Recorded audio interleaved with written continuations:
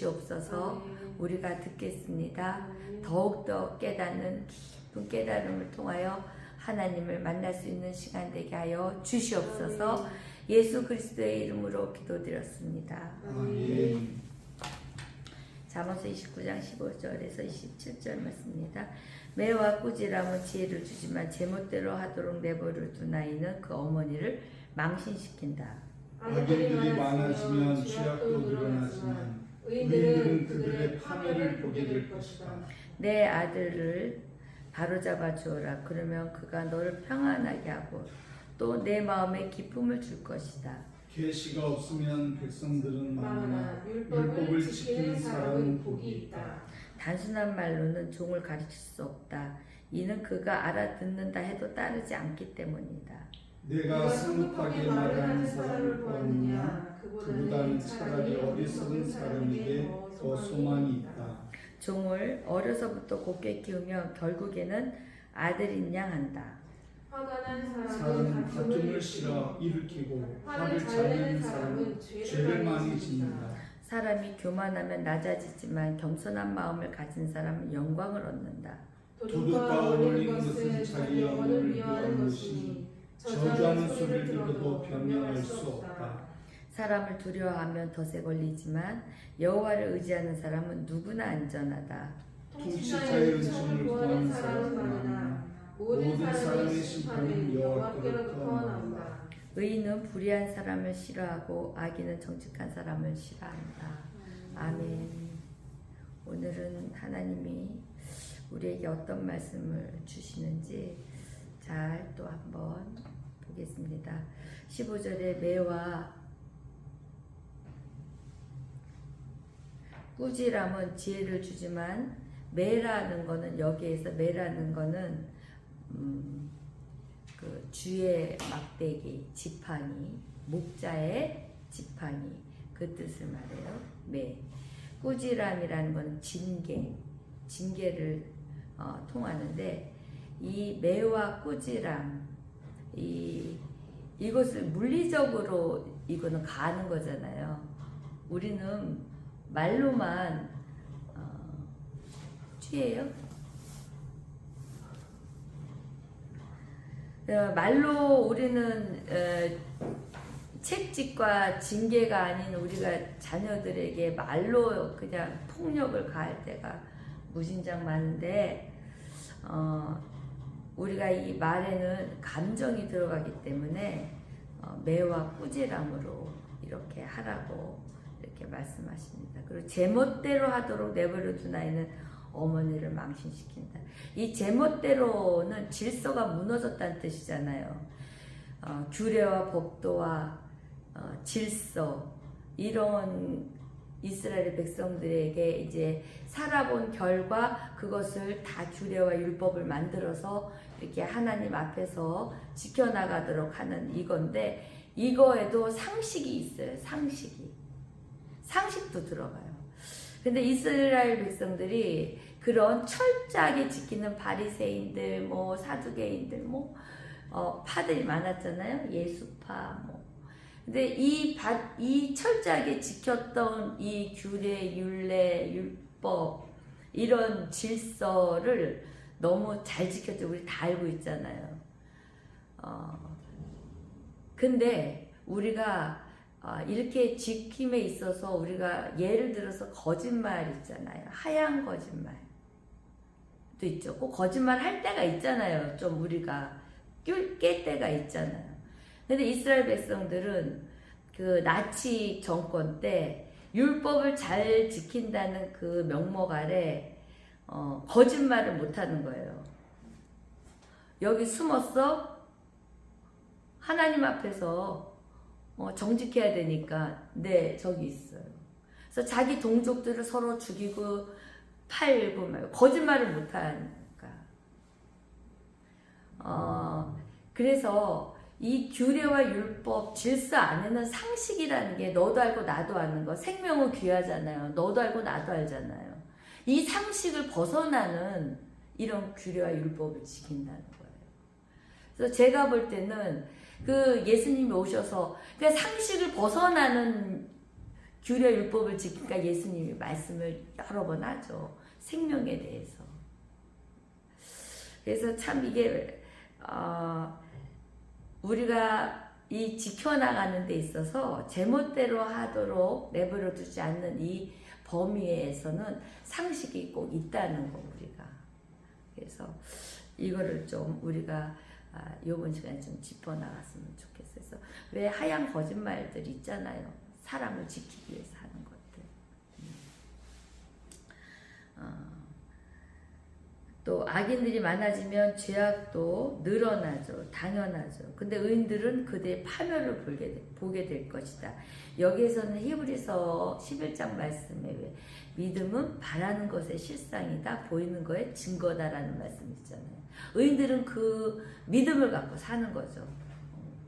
내가 의롭게 살면 하나님이 나에게 주시는 그 축복을, 그 다음에 악인은 파멸한다는 걸 눈으로 본다는 거예요. 얘네는 히브리서의 말씀을 붙들고 이렇게 지금 하고 있죠. 18절에 계시가 없으면 백성이 망한대요. 율법을 지키는 사람은 복이 있대요. 계시라는 거는 말씀, 예언, 이런 말씀이죠.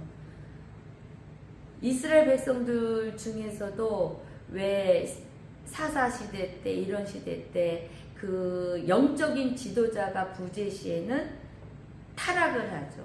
그러니까 방향을 제시해주는 지도자가 없을 때 영적이나 우리의 삶에 그 현실을 풀어줄 수 있는 그런 지혜는 못 줘도 우리가 살아가면서 어떻게 살아야 되는지 또 우리가 어떤 방향을 하고 향해서 가는지를 지시해 줄 수 있는 이 계시자, 예언자, 이런 자가 있어야 돼. 우리 70년대, 60년대 가난한 시대 때는 그런 지성인들이 많았어요.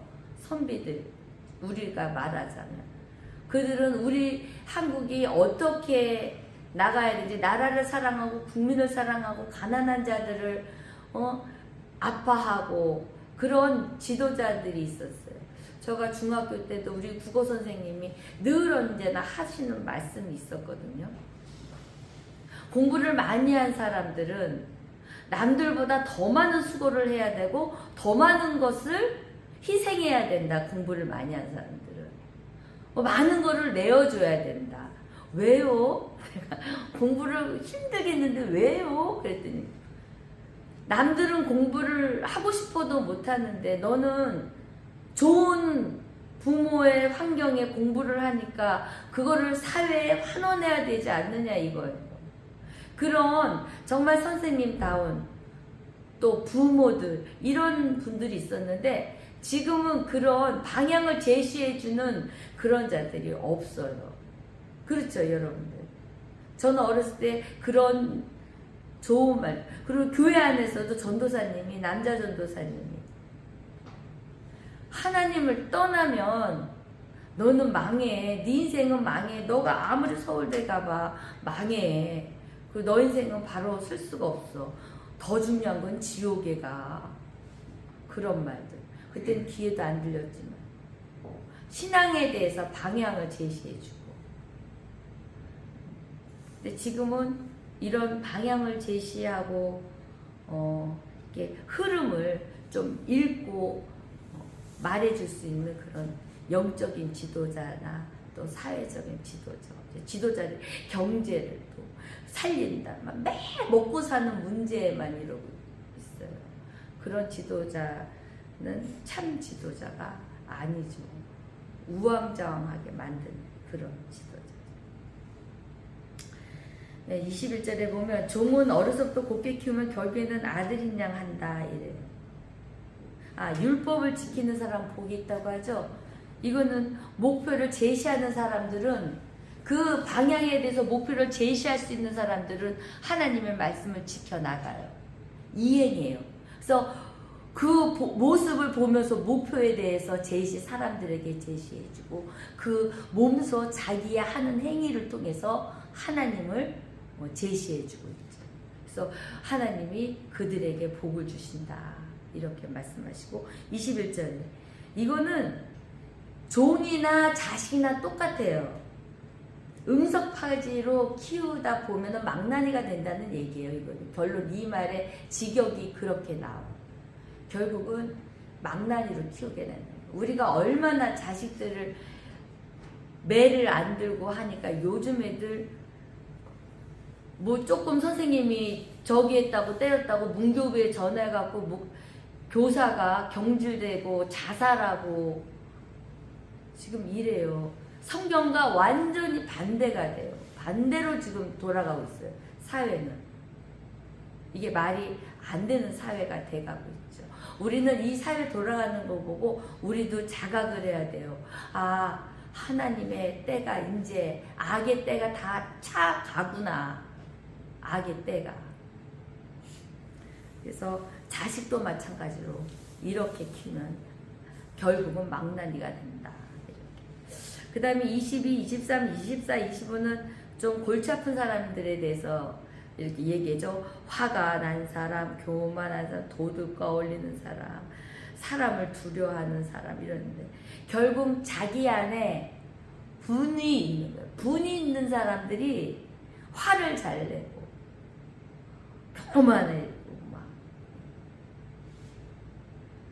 도둑과 어울리고 사람을 두려워하고 결국 내 안에 이 분은 두려움에서 오는 거잖아요. 분은. 이 분이 많으면 이렇게 잘 다스리지 못하고 죄를 짓는다. 그래서 우리 안에 분을 좀 잘 다스려야 된다. 버려야 된다.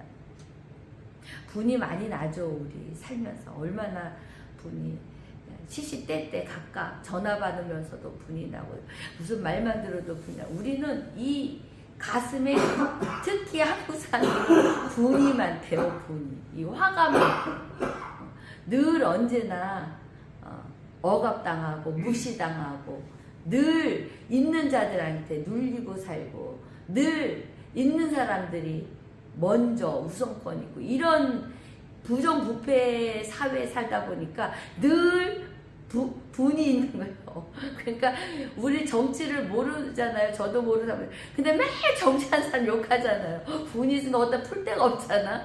매일 그런 거예요. 그래서 이런 거. 그래서 여호와를 의지하는 사람은 안전하다. 이렇게 이제 마지막 절에 보면 26절 통치자의 은총을 구하는 사람은 많으나 모든 사람의 심판은 여호와께로. 의인은 불의한 사람을 싫어하고 악인은 정직한 사람을 싫어한다. 이 관료들 있잖아요. 관료들. 이 지금 통치자들 밑에 있는 관료들은 굉장히 성실해요. 통치자에게 잘 보여야 돼. 은총을 받아야 되니까. 굉장히 잘 보여야 돼. 나치 그러니까 아우비츠 사건 600만을 죽일 때 거기 있는 관료들 한 사람이든 몇 사람이든 양심껏 히틀러에게 이러면 안 되지 않습니까? 라고 하는 사람 한 사람만 있었어도 하는 거예요. 근데 한 사람이 없어요. 국제 재판을 제가 중계를 봤는데요. 그 더빙된 걸 봤는데 한 사람도 없었대요. 다 동의했었고. 관료들은 너무 성실해요. 성실해서 이 성실하다는 건 뭐냐면 이 사람들의 생각이 없어요. 그냥 복종이에요. 복종. 사람을 길들이는 거죠. 길들이는 거. 길들이는 건 무서운 거예요. 자기 생각을 딱 차단하기 때문에. 그래서 이런 관료들의 성실함으로 말미암아 이런 어마어마한 사건이 일어났다라고 결론이 나온 거예요. 아우비츠 사건. 참 가슴 아픈 일이죠. 그래서 우리 가슴에 우리 마음에 떳떳함, 든든함이 있다면 우리가 이렇게 양심을 안 팔아요. 근데 우리 가슴에 떳떳함과 든든함이 없어요. 어떠한 상황에도 가난해도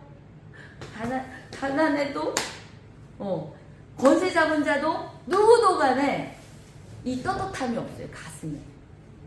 그러니까 호의를 사기 위해서 좀 얻어먹기 위해서 좀 내가 남들보다 조금 진출이 빨라지기 위해서 양심을 판다는 거예요.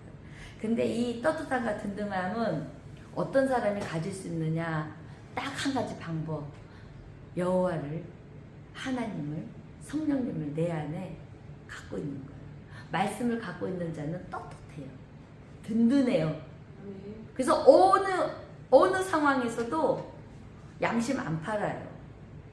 그래서 기독교인들이 옛날에 그렇잖아요. 절대 이렇게 아주 굽히지 않는 그런, 그러니까 다들 세상 아이 융통성 없어 막 이러지만 안 파는 거예요. 양심을 하나님 앞에서. 그래서 우리가 오늘 하나님이 주시는 말씀은 말씀을 가져라 가슴에 가져라. 그러면 너는 축복받는다. 자, 기도하겠습니다. 하나님